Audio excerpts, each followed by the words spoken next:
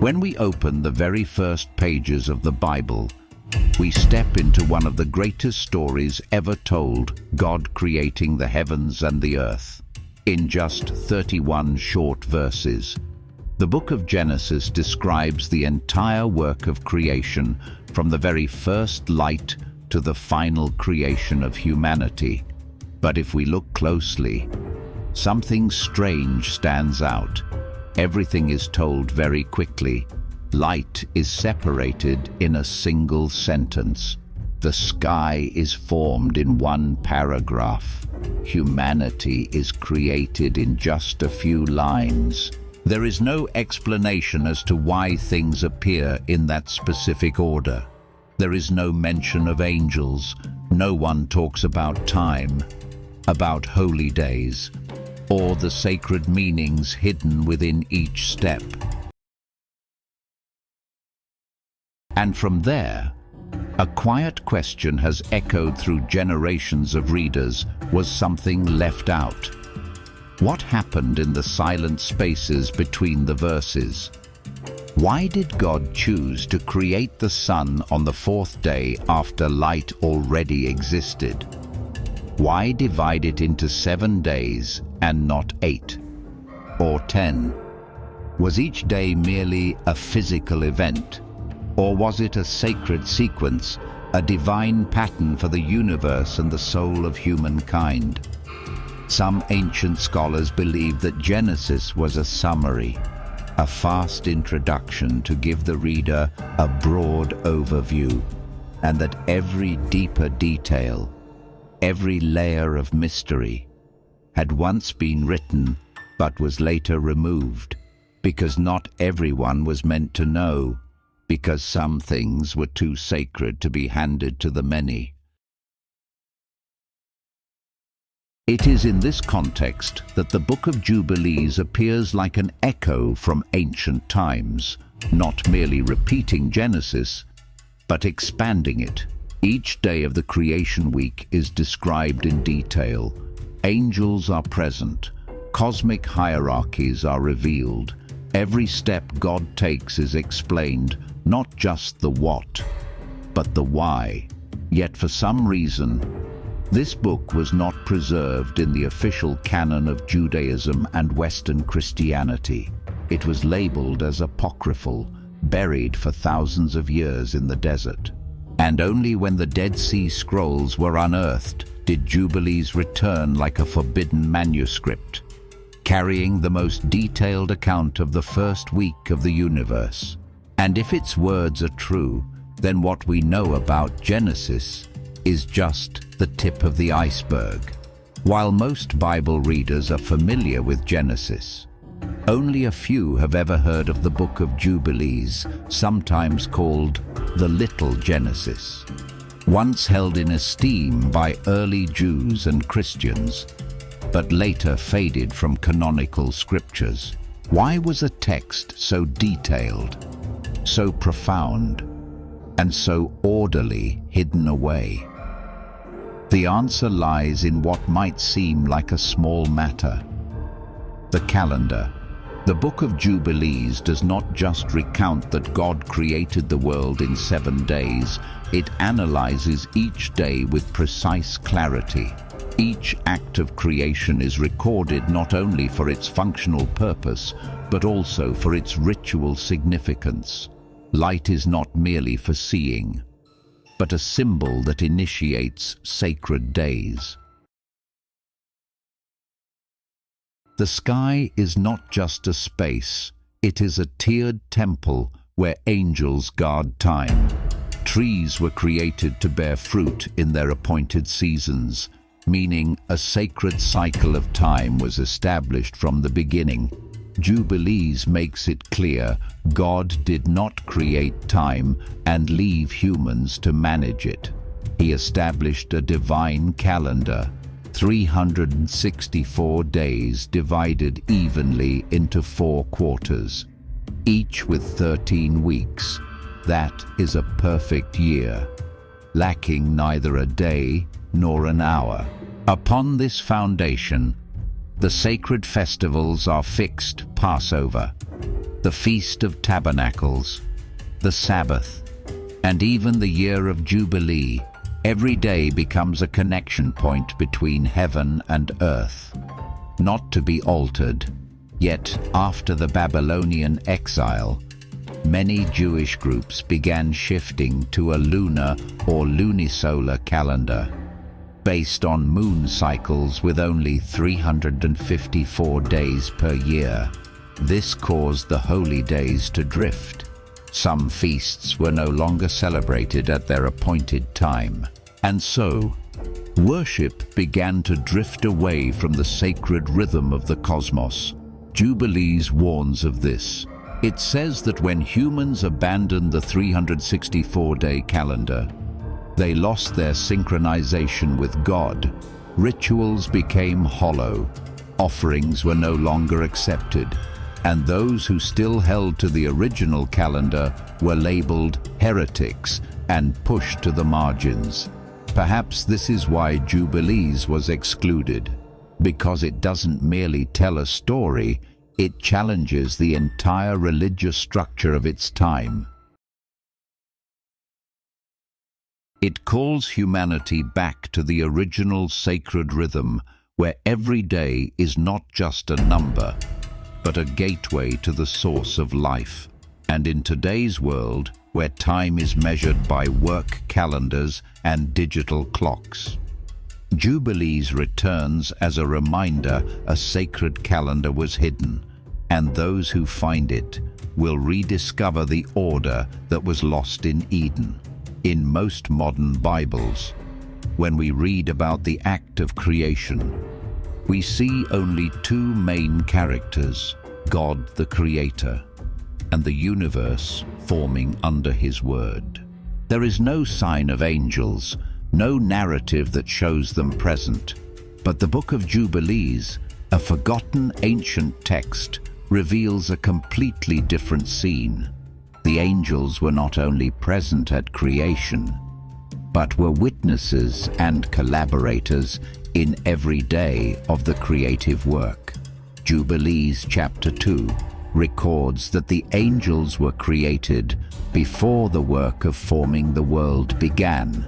They were not an afterthought of the universe, but the first elements of the divine order. Each angel, each group of angels, was given specific duties not by chance, but as part of a grand design. Some angels guard light and darkness, others watch over the stars, the seasons, and the festivals. Some protect water, fire, wind, and even the invisible spaces between the layers of heaven. Each day of the creation week, God did not work alone. The angels stood there observing, recording, preserving the new order being established. When light was first separated from darkness, the angel of light was appointed to maintain the rhythm of day. When the heavens were divided, the angels assigned to each layer began their duties.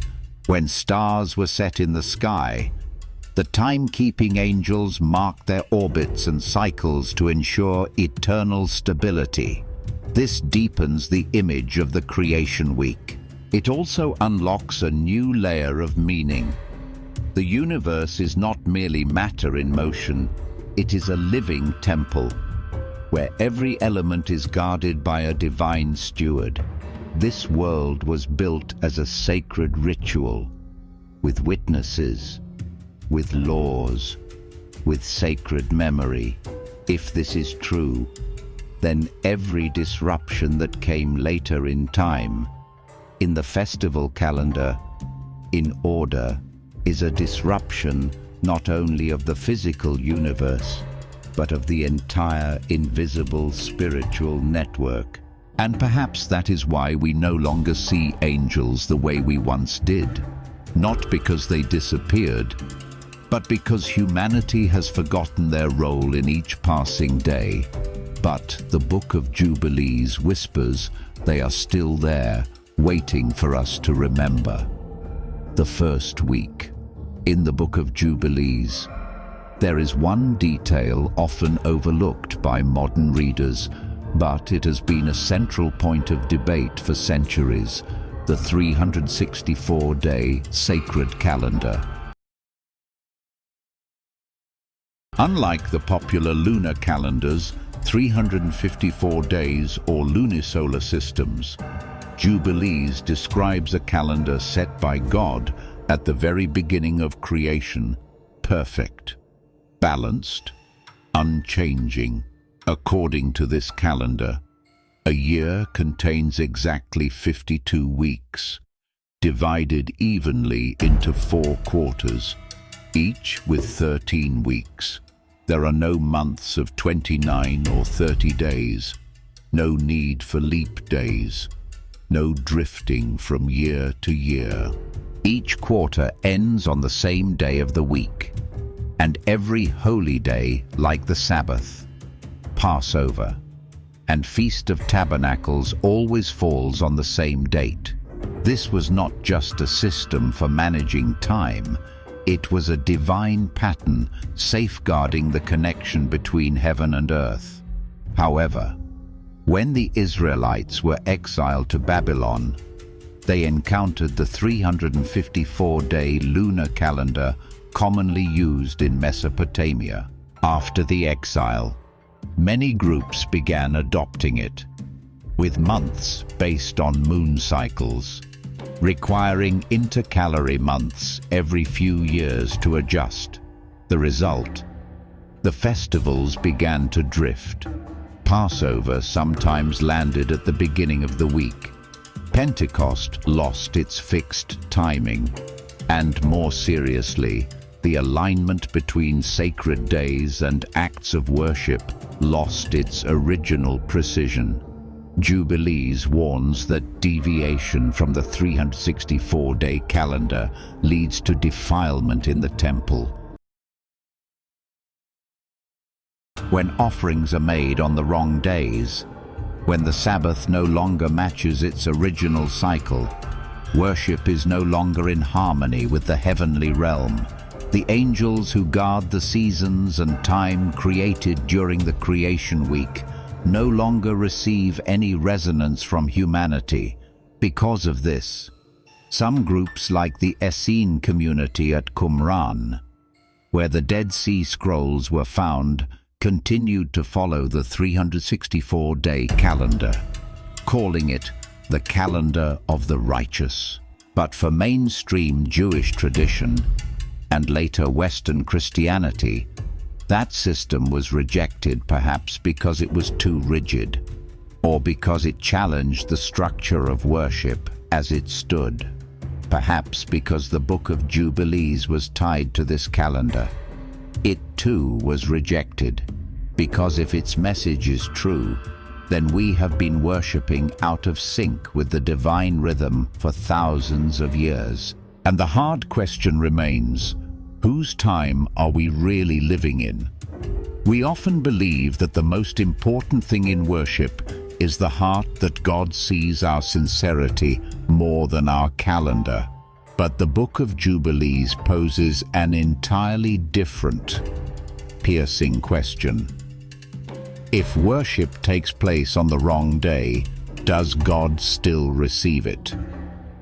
According to Jubilees, time is not neutral. Each day of the week, each season of the year, every 7-year cycle has been appointed in the heavenly realm. More than that, God has established a sacred schedule from the very beginning of creation. This is not just a mathematical model, it is a holy map tied to the creation itself and the presence of angels.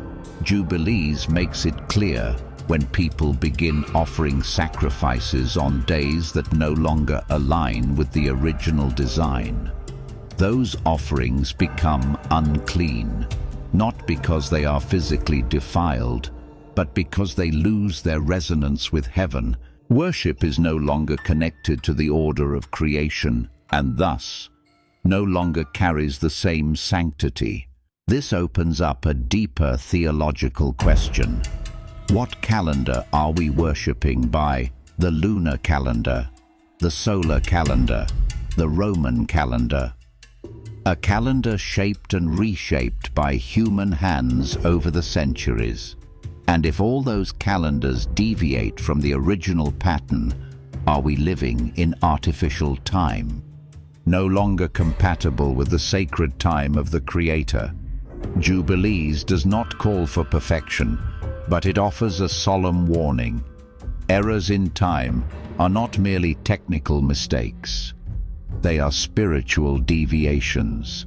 When festivals no longer fall in their proper seasons, when the Sabbath does not align with the time appointed from creation, the connection between heaven and earth becomes dim, and perhaps that is why the modern world feels so spiritually dry. Not because people have stopped praying or worshipping, but because we have lost the original rhythm, the time of God. The haunting question from Jubilees still echoes today. When you lift your eyes in prayer, are you doing so in the moment He has appointed, or in a time devised by man? And if that difference exists, can our prayer still reach heaven? On the first day of creation, God did not form land or sky, nor did He begin with humanity or angels. He created light, a simple act, yet carrying an immeasurable depth of origin. God said, "Let there be light." And there was light. But the Book of Jubilees reveals what Genesis does not. This was not merely physical light, it was the light of order, of awareness, and direction. This light did not come from the sun, for the sun would not be created until the fourth day. It was a primordial light, a spiritual light, the light of understanding, wisdom, and divine presence permeating every layer of the universe. And when God separated the light from the darkness, He was not just establishing the cycle of day and night, He was drawing the boundary between awareness and ignorance, between guidance and chaos. According to Jubilees, at the same moment that light was created, the angels of light were also brought into being. They were not merely witnesses. They were sacred beings charged with preserving that light throughout human history. They are the bearers of fire, the ones who illuminate the path, the guardians of creation's memory. They appear as the forerunners of prophets, of holy scriptures, and of the anointed ones to come, all of whom are channels of light into the world. The first day, then, is not merely a milestone in the creation sequence, it is the origin of all meaning. When light was separated from darkness, the world began to discern, existence began to find its orientation, and from that point, the entire act of creation would unfold not by accident, but through a step-by-step arrangement in the light of God. It is striking that Jubilees regards this day as the foundation for all sacred understanding. Those who do not live in the light are not merely people in the dark, they are those who have fallen outside the order of the cosmos. Every deception, every sin, according to this book, stems from a return to that primordial darkness where there was no separation, no guidance, and no divine gaze. Therefore, the first day is not only the beginning of time, but the beginning of consciousness.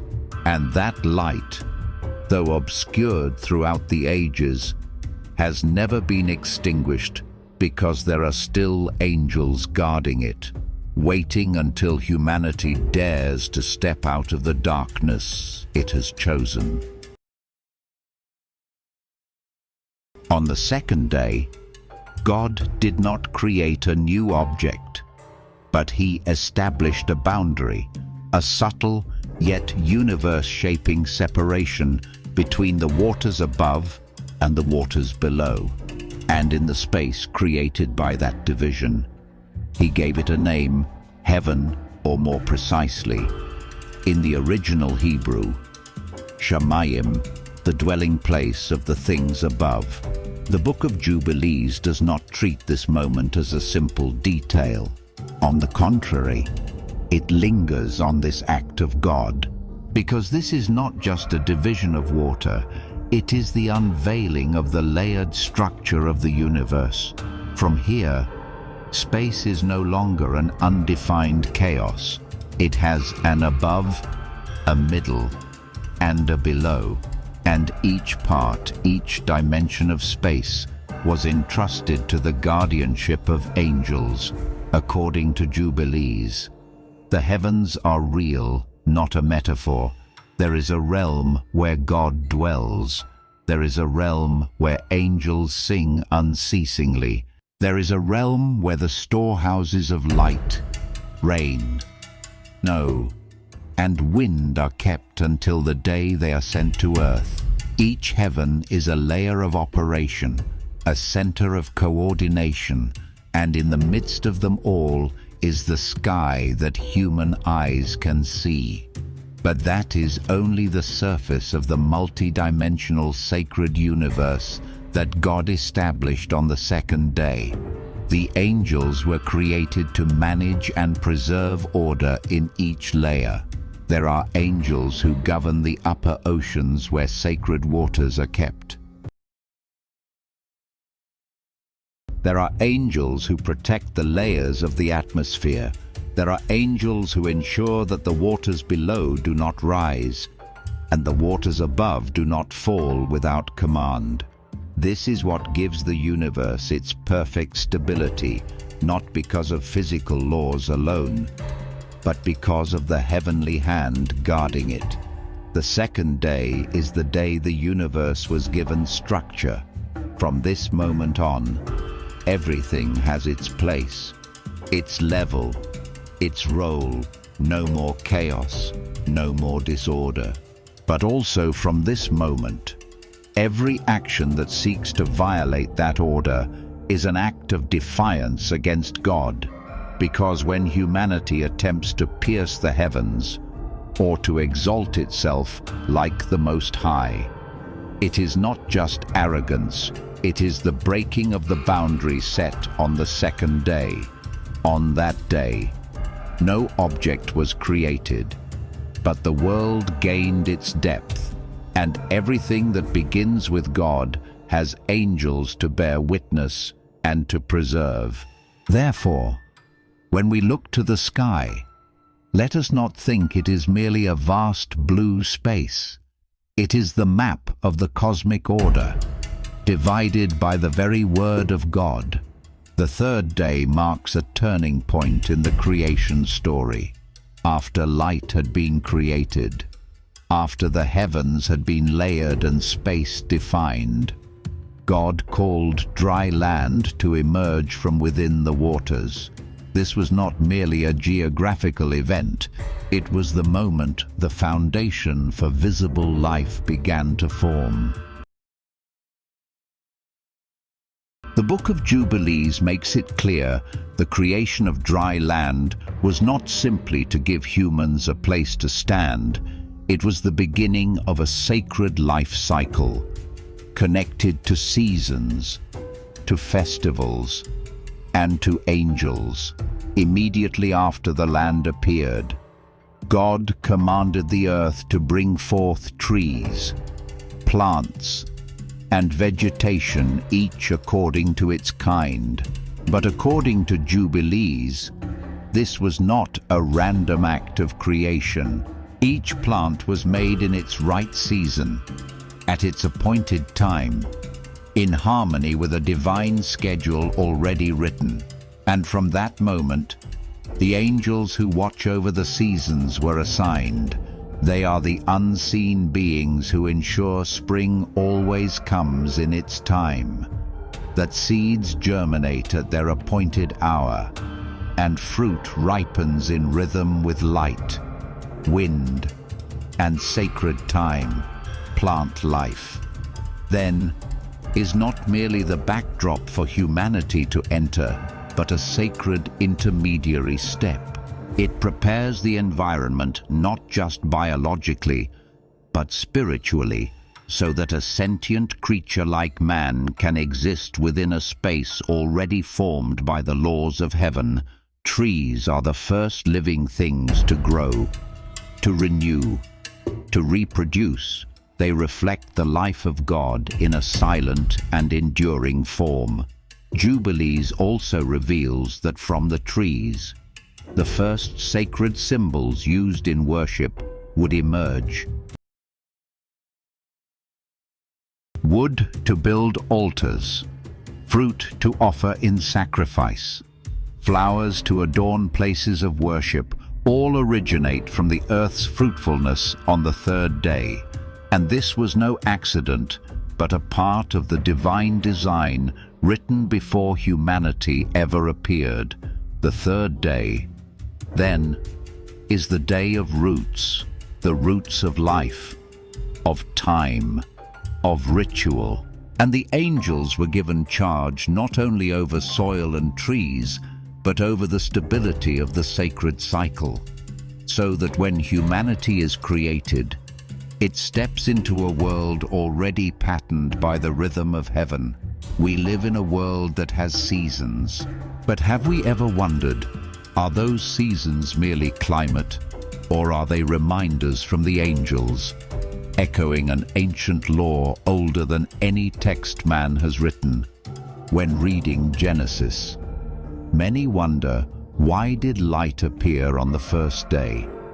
But God only created the sun, moon, and stars on the fourth day. This seemingly simple question, when placed under the light of the Book of Jubilees, becomes a revelation of sacred time and a holy order beyond clocks and civic calendars. According to Jubilees, the celestial bodies are not merely sources of light. They were created to keep the time of God. Each heavenly body, the sun, the moon, the stars, holds a distinct function in the machinery of sacred time. The sun governs the day and the seasons. The moon helps define weeks and months. The stars, especially the fixed constellations, mark the yearly periods, such as feast times and jubilee years. All operate in harmony within a complete system, the 364-day calendar. This is not a random number.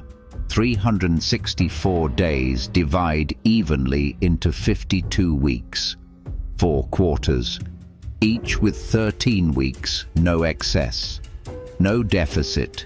Every weekday falls into its proper place, year after year, through this cosmic timepiece.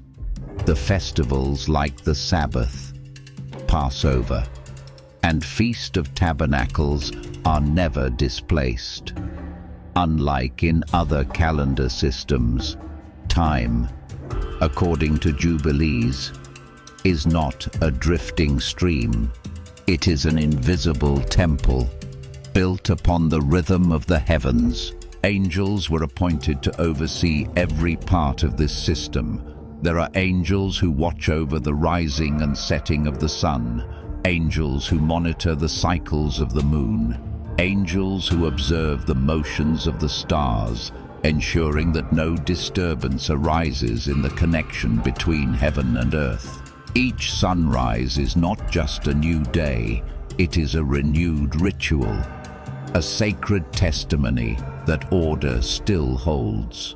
The Book of Jubilees claims that when humans disrupt the calendar by celebrating the Sabbath on the wrong day, for instance, They cease to resonate with the movement of the heavenly bodies. At that point, worship no longer aligns with the rhythm of creation, and the ritual loses its original metaphysical power.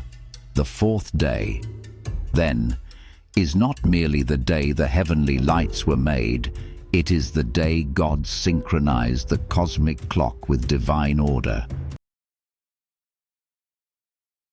And from that moment to this very hour, every passing day, every season that comes and goes, is a silent reminder a sacred calendar is still running, whether mankind remembers or not, and those who follow it will never fall out of step with heaven's rhythm. On the fifth day of the week of creation, the universe began to move with life for the very first time. After light, after the heavens, after dry land and vegetation, God now declared, "Let the waters bring forth living creatures, and let birds fly above the earth across the vault of the sky." While the Book of Genesis describes this moment with simplicity, the Book of Jubilees unveils an unexpected sacred depth. These first creatures were not merely animals, they were living symbols, reflections of divine order. According to Jubilees, when God created the birds of the air and the fish of the sea, He was not just bringing life into existence, He was implanting within the world the first souls capable of movement, reproduction, and harmony with sacred time. Fish swim in the lower waters, a symbol of depth, mystery, and hidden truths. Birds soar in the sky, a symbol of freedom, transcendence, and the longing to return to the heavens. Each species bore not only form, but meaning like living letters in the first poem of the universe. Jubilees emphasizes that the angels were not passive bystanders to this event.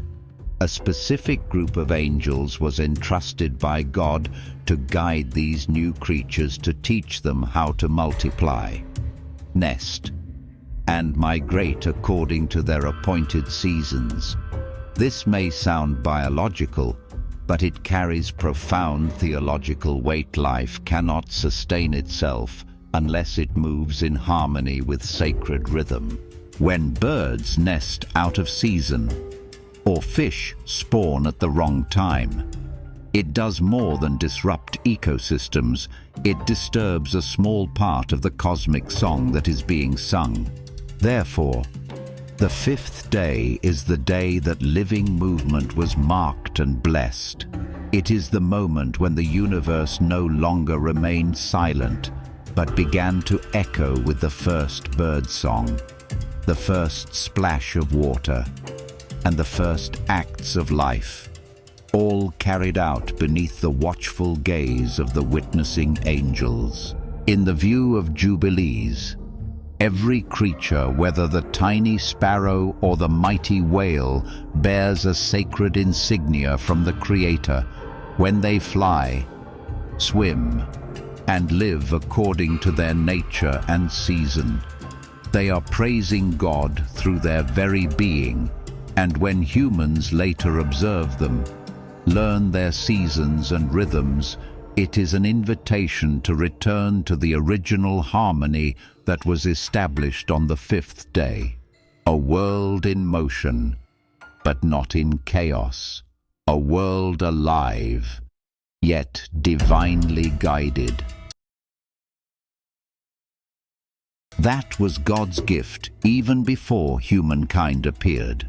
The sixth day, the final day of creation before God rested, is often remembered as the day humanity was created. But the Book of Jubilees goes further, arranging the sequence with intentional detail and sacred meaning before humans came into being. All animals were created, And this raises a question: if humanity is the pinnacle of creation, why were they created last? According to Jubilees, the animals, domestic, wild, and creeping things were created in the first portion of the sixth day. Each species was made according to its kind, with its own function and territory. They were placed into a world that already had light, plants, time, and seasons, everything prepared in advance. Only after all was ready at the end of the day did God create humanity. This was not accidental, theologically. The placement of humans last carries a profound message. Humans are not the center, but the caretakers. They did not create order. They entered into an existing one. They did not make the seasons, but were to learn how to live within them. They did not begin the world, but inherited it, and with it, the responsibility to preserve it.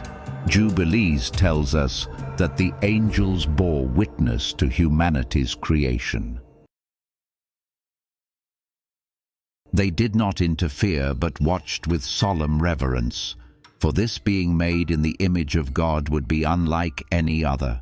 They would not just live, but know, not just reproduce, but worship, not just exist, but choose.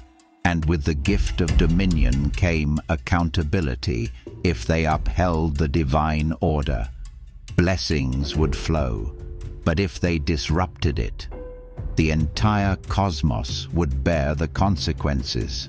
The sixth day, therefore, is not a day of triumph, but a call to vigilance. Humanity arrived last, which means they entered a world that already had laws, angels, and rhythms. They were not to disturb that harmony. If they walked in step, they would be blessed. If they reversed it, even creation itself would suffer. And just like the 364-day calendar that Jubilees insists upon, where every day and every season has its rightful place, so too does humanity with a place, a time, and a task, not to rule like kings, but to serve as priests. The sixth day is not merely the day of mankind, it is the day of responsibility. And Jubilees wants us to remember arriving last does not mean being less important, but being invited into the final movement of a divine symphony that has been playing since the first day. When we speak of the seventh day of creation, most of us think simply, God rested. But the Book of Jubilees unveils an entirely deeper reality, making the seventh day not merely a pause, but the climax of creation, a sacred, invisible creation more profound than any other. According to Jubilees, the Sabbath was not introduced later as a regulation. It was built into the original blueprint of the universe. It did not begin with Moses, nor was it merely a rest day for Israel. Instead, the Sabbath is a sacred reality established in heaven itself, guarded by angels before humanity even grasped its meaning. The seventh day was when God rested, but this was not due to fatigue. In Jubilees theology, God's rest was an act of eternal establishment. He didn't just cease working, he sanctified time, and in doing so, a specific angel was assigned the task of guarding the Sabbath. Every passing week, as the seventh day arrives, that angel records who keeps it and who does not, as if documenting humanity's response to a divine invitation from the very beginning. To not observe the Sabbath on its proper day, according to Jubilees, is not merely a forgotten ritual, but an offense against God's very order. because time is not an empty concept. Time, especially sacred time, is the meeting place of heaven and earth. Ignoring the Sabbath is missing the one weekly moment when the gate between two worlds swings open. Jubilees insists the angels in heaven keep the Sabbath. They worship. They sing hymns. They renew their praise of creation. And when humans honor that day, they do not simply obey a law, they join the heavenly assembly. They enter a sacred loop in which every level of heaven sings in unison to the Creator. The seventh day, then, is not just the end of creation.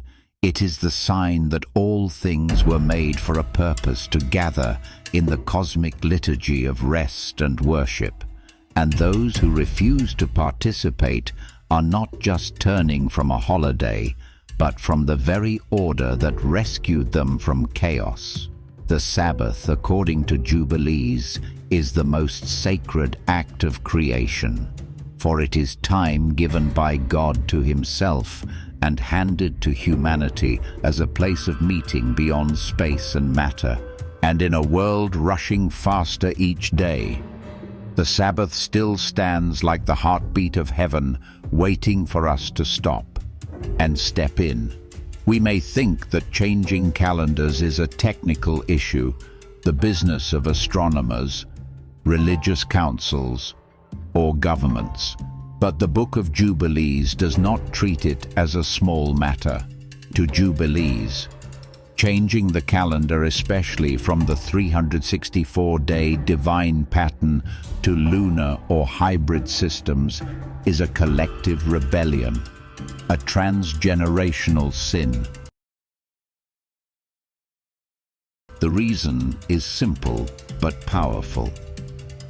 The sacred 364-day calendar was not devised by man, it was given by God at creation. It is not merely a tool for tracking time, it is the foundation for identifying holy days, seasons of worship, and the sacred rhythms of heaven and earth. When the early generations followed this calendar, every ritual from Sabbath to Passover, from Day of Atonement to Jubilee year, occurred precisely at the time appointed by heaven. But according to Jubilees, everything changed after the Babylonian exile. Influences from pagan civilizations, especially the 354-day lunar calendar, began seeping into Israel's religious life. Festivals gradually drifted from their appointed times. The Sabbath no longer fell on the same day each week. The Feast of Tabernacles was shifted. Pentecost lost its connection to the harvest season. From a system synchronized with the heavens, worship became a string of disjointed events. Jubilees boldly calls this a collective sin, not born of personal malice, but of systemic compromise with the world. When humanity adopts a different calendar, they declare the old divine order irrelevant, that God's light, seasons, and cycles can be replaced by human patterns. The consequence, according to the book, is more than misdated holidays. All worship becomes affected. Offerings are made at the wrong time. Prayers no longer resonate with the heavenly realm. The angels who guard seasons and time turn their faces away, and the sacred presence which once dwelled at the temple's center slowly fades. Jubilees even declares that in certain eras, God remained silent, not because he ceased to love, but because humanity no longer showed up at the time he had chosen to meet them. When the calendar is distorted, the appointment between heaven and earth is lost. Thus, The book does not simply narrate, it warns returning to the original order is not nostalgia, it is covenant restoration. For if time is an invisible temple, then to distort time is no different than tearing down the sanctuary at noon. In a world fractured by countless calendars, Jubilees asks one simple and serious question. What calendar are we living by? And does it still resonate with the one who separated light from darkness on the very first day? The image of a solemn ritual, a temple aglow with light, incense rising, priests clothed in fine garments, offering sacrifices with perfect form, always evokes reverence and holiness. But according to the Book of Jubilees, all of this becomes meaningless if the ritual is performed on the wrong day. No matter how flawless the worship act, if it is not within the sacred calendar set by God, it will not be received by Him. This is not harshness. This is sacred precision. Jubilees declares, "They shall offer to me on a day I have not chosen. They shall call to me in a time I do not listen." These words are not aimed at pagans, but at the chosen people, especially those entrusted with preserving holiness, the priests. When the sacred 364-day calendar was altered, the priests continued to perform rituals based on the new calendar, whether lunar or one imposed by the empire. They did not reject God, but they had stepped away from the axis of time that He had appointed as the meeting point. Offerings were made, but the gates of heaven did not open. Incense rose, but did not mingle with the fragrance of the heavenly realm. These actions, though correct in form, no longer carried the right spirit. This becomes a profound warning, not only for ancient times, but for us today. For if sacred time is inseparable from worship, then any attempt to live a life of faith outside the divine schedule may be little more than formality. Jubilees does not oppose ritual, on the contrary. It holds ritual in the highest esteem. But what it emphasizes is this ritual is only alive when it is in rhythm, the rhythm of creation. This raises a deeper question about performative virtue. A person may attend worship regularly, pray faithfully, give generously, but if all of it does not flow from harmony with God's order, it may reflect human morality, not divine alignment. The angels were appointed to guard time, not merely to observe it, but to open or close the gate that connects heaven and earth. And they only open it when the ritual takes place on the appointed day. In other words, not every moment is the right time to touch the sacred. There is a time of God and a time of man. To confuse the two is to slip out of divine communion. Jubilees does not call for extremism, but invites awakening. Are we living our faith according to whose calendar?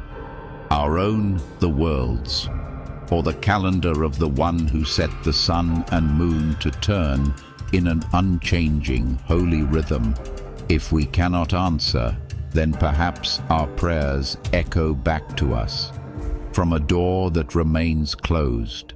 When we think of the origin of sin, the familiar image is the forbidden fruit in Eden disobedience, the prideful desire to be like God. But the Book of Jubilees presents an even deeper perspective before humanity committed open sin, before idolatry or bloodshed. The first sin was forgetfulness, forgetting the sacred calendar that God had established. This was not a miscalculation of days and months. It was negligence toward holy time, the very space where God had chosen to meet with humanity. According to Jubilees, even from the time of Adam's descendants, as the earth became populated, people began to stray from the 364-day cycle. Rituals no longer occurred on schedule. Seasonal festivals ceased to reflect the light of the cosmos. The Sabbath drifted, and from there, something dreadful happened. Humanity lost its sense of sacred time.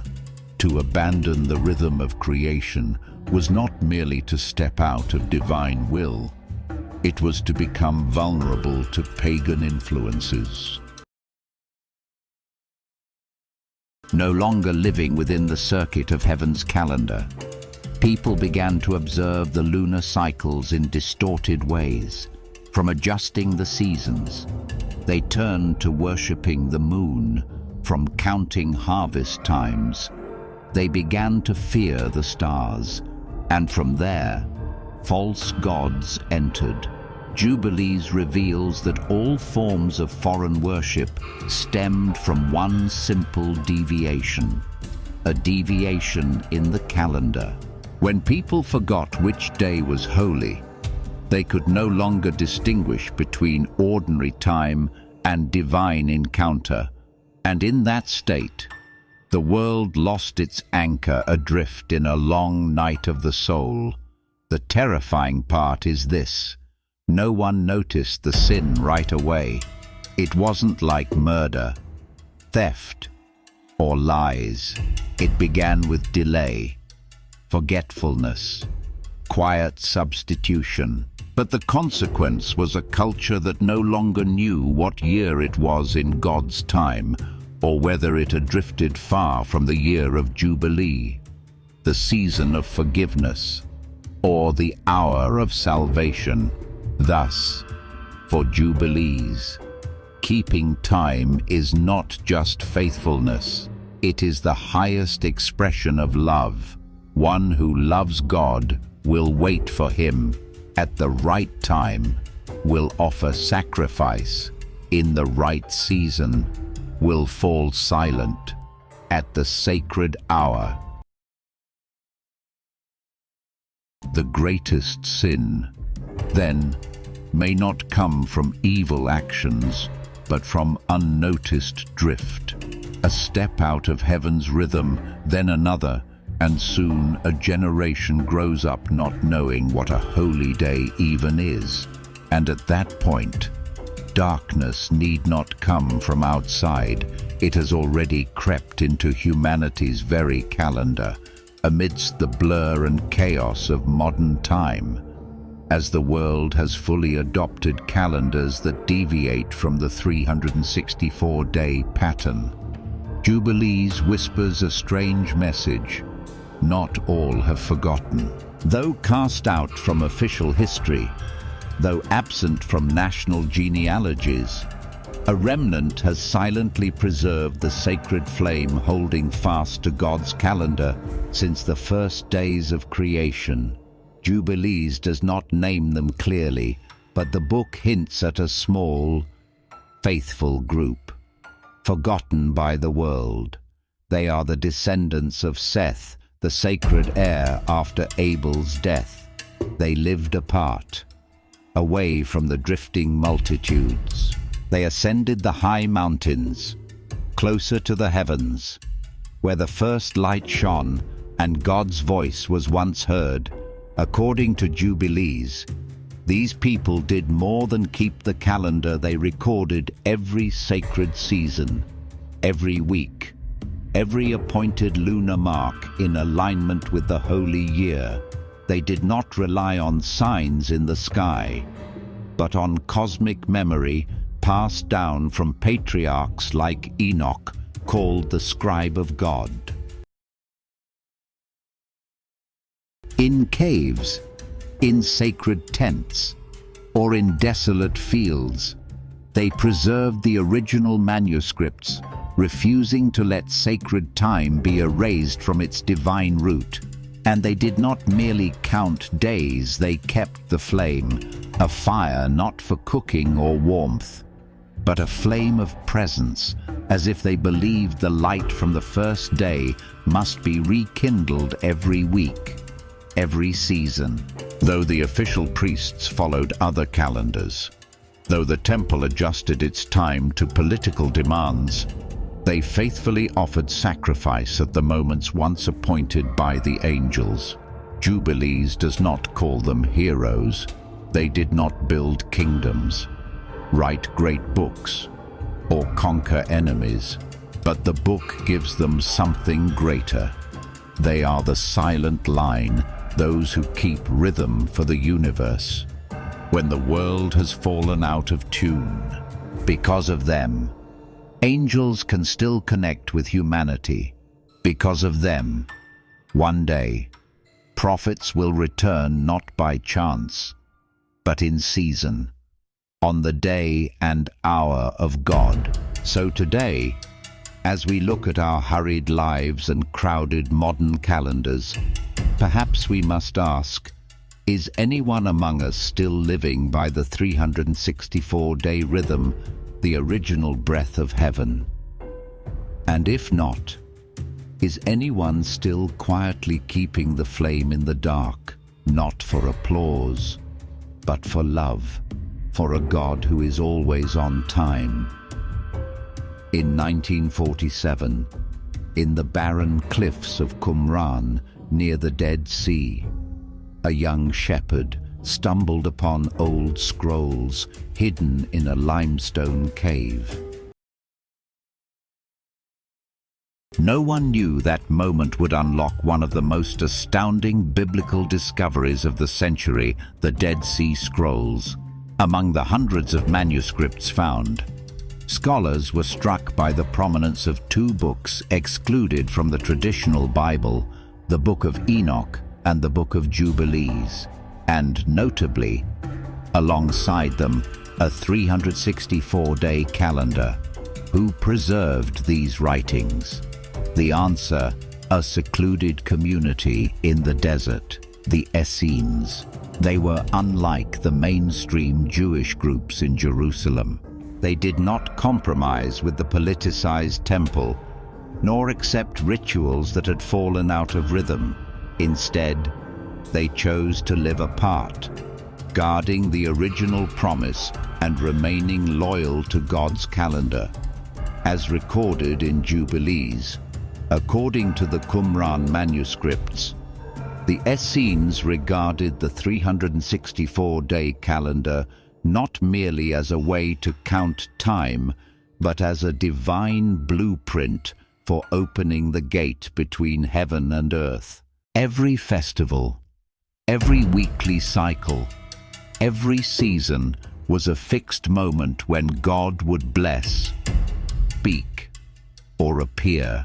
They meticulously documented every day of the year, the beginning of each quarter, the seasonal transitions, the memorial days for patriarchs, the day of fire worship, the day of covenant renewal, and all of it aligned with the angelic timetable described in Jubilees.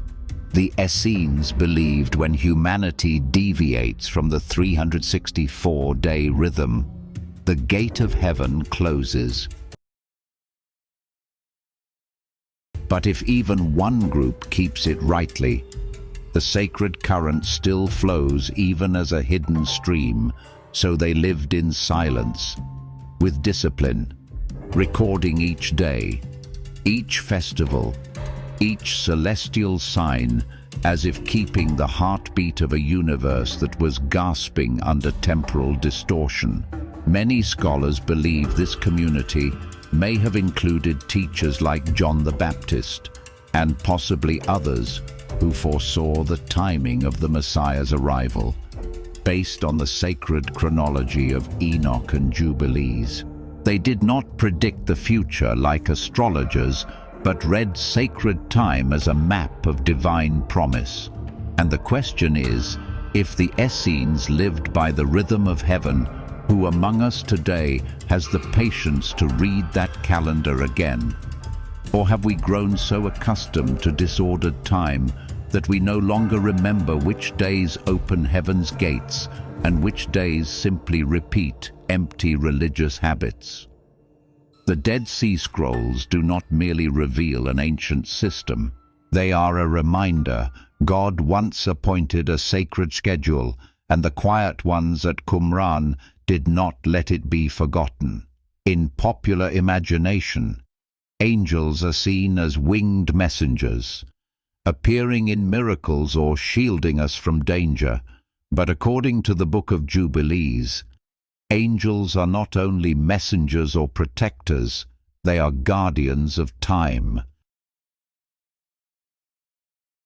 They are given a sacred duty to oversee the seasons, maintain the rhythm of holy days, and ensure that earthly time remains in harmony with heaven's calendar. In Jubilees chapter 2, we are given a surprising revelation when God created the world. He also created the angels who would guard the order of time. There are angels who keep the light so that day and night do not drift. There are angels who oversee the seasons so that spring, summer, fall, and winter arrive as appointed. There are angels assigned to sacred markers, Sabbath, Passover, Day of Atonement. Every holy cycle has an angel standing watch, like invisible keepers of the temple. But if that angel was appointed to guard sacred time, what happens when humanity no longer enters at the appointed hour? Do those angels still carry out their duty, or are they left in solitude like sentinels at a gate? No one approaches. Jubilees does not answer this directly, but leaves behind a powerful image. When humanity turned away from the 364-day calendar, when the festivals slipped and sacred time became only a memory, the angels did not vanish.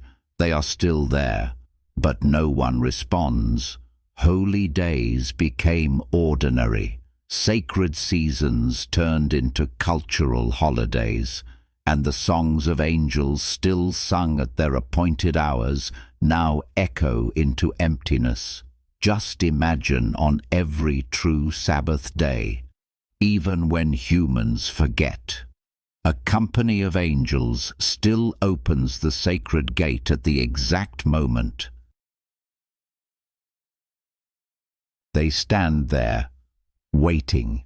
Perhaps no one enters, but they do not leave because this is their task from the beginning of creation. They are not governed by mankind's forgetfulness. They operate on God's calendar, not the world's. And this is the quiet truth Jubilees whispers. Time does not lose its holiness, because we forget it is we who lose ourselves when we no longer enter sacred time. The angels still work. They still watch. They still wait for someone to remember the old rhythm, to return on the right day, the right hour, the right moment, not to find God in a distant realm, but within the very flow of daily time. Perhaps that is why, even in a world that is loud and disordered, there are still strange moments when we feel the sacred, not because of a location, but because of the time. A moment that is right on time, though we may be unaware, but the angel knows, because they never stopped working. When we read the book of Genesis, we often pass through the 7 days of creation like a sacred myth where the universe is formed, step by step, verse by verse. But when we enter the Book of Jubilees, we realize those 7 days are not just the story of the cosmos, but an eternal blueprint for the soul, for a righteous life, and for the connection between heaven and earth through time. Each day of creation, according to Jubilees, carries a divine assignment, not just light and darkness, water and sky, land and trees, animals and man, but light as awareness, sky as the realm of the spirit, land as the altar's foundation, plants as the seasons of grace, animals as sacred symbols, and man as a priest in a cosmic temple, echoing the voice of creation. All of it culminates on the seventh day, the Sabbath, when the world is no longer built with matter, but with rest and communion. Jubilees shows us God did not merely create the universe. He inscribed divine order into its smallest parts, and the first 7 days are not just history, they are the template. Each day is a classroom, a layer of meaning, a door into how humanity should live, worship, and understand itself. Day 1. The separation of light and darkness, the beginning of the struggle between truth and chaos. Day 2. The creation of the sky, the foundation of the spiritual realm and the layered heavens. Day 3. The emergence of land and plants, symbols of life, sacred seasons, and divine purpose. Day 4. The celestial lights, not just to shine, but to guard sacred time. Day 5. The living movement, birds and fish as the first voices in the cosmic symphony. Day 6. The creation of man not to dominate, but to preserve order. Day 7. The Sabbath, not a rest day, but the summit of creation. The day made holy. 7 days, not to tell the past, but to shape the present. According to Jubilees, without these 7, humanity no longer knows when to worship, when to rest, when to sow or to forgive. Time becomes a foggy loop, and the soul drifts from the first calling. That's why Jubilees insists, remember each day not as a commemoration, but as the lifeblood of sacred existence. Live each day not only by study, but by keeping time as the angels do. And understand this: each day is not merely 24 hours, but an opening into the space God prepared from the beginning to meet with you. If time is not merely a physical flow, but a holy creation, then to live out of sync with it is to live out of sync with God. If the 364-day calendar is the original blueprint etched by God into the turning of the sun, the seasons, and the angelic realm, then living by a foreign schedule is nothing less than stepping out of Eden again, this time by clock. Jubilees does not condemn or threaten. It extends a deep invitation. Return. Slow down. Ask yourself, is there a rhythm in the universe we've never matched? Perhaps we've lived our entire lives on a schedule formed by economy, society, and artificial light.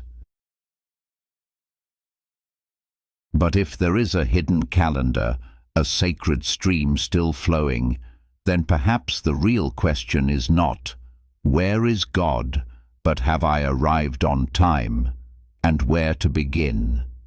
Jubilees answers with the Sabbath. No matter what calendar you use, where you live, or how busy you are, if you dare to dedicate one day, just one day, not for rest, but for worship, you are stepping back into the original pattern of creation.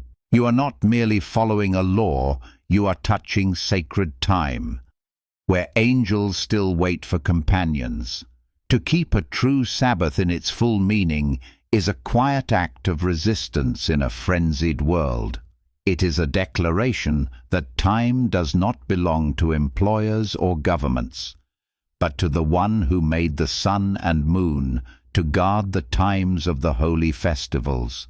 When you live one day rightly, you begin to live the entire sacred calendar again.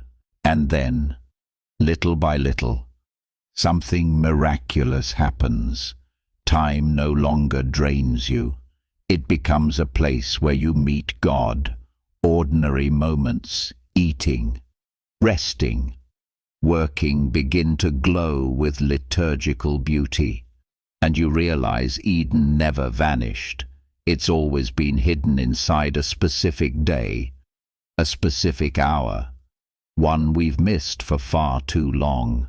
So the invitation of Jubilees is not for those seeking convenience. It's for souls who dare to live slowly, to live truly, to re-enter a rhythm the world has forgotten. And if you listen carefully, perhaps, in the stillness of a Sabbath afternoon, you will hear the footsteps of angels, walking again on holy ground called time.